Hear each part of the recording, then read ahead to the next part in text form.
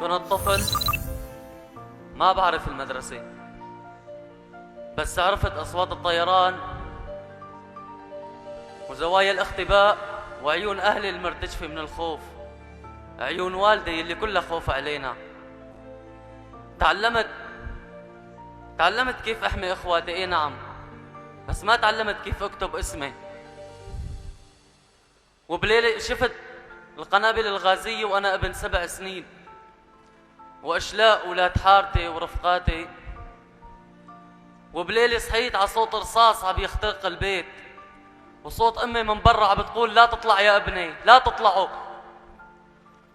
ويا ريتني ماني طالع. شفتها مرمية على الأرض ومصابة والدم ماليها، وكنت أسأل حالي ليش هيك عم يعمل فينا، أشو عملنا له؟ نحن بشار الأسد قتلنا. ايوه نهبنا، أشو نحن عملنا له؟ نحن قاعدين هون، أشو عملنا له؟ نحن بنعبي مي بنشرب هون، أشو نحن عملنا له؟ نحن ما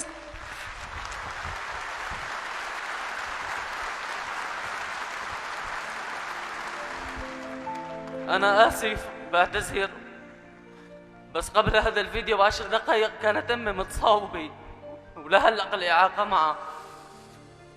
نحن شعب عانى 14 سنة من بلد لبلد ومن خيمة لخيمة، بس الحمد لله رب العالمين.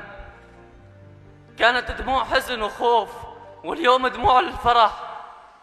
نحن عانينا 14 سنة وما ضل عنا مستقبل.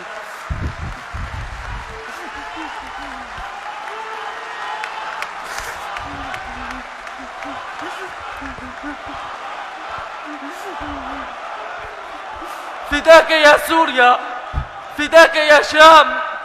تركت ضيعتي وقريتي، وتركت بيتي وطفولتي، وطلعت برات البلد. وقت سمعت بخبر هروب المجرم رجعت وفرحت وصرت ابكي وقلت يا رب ما روح الدم اللي راحوا.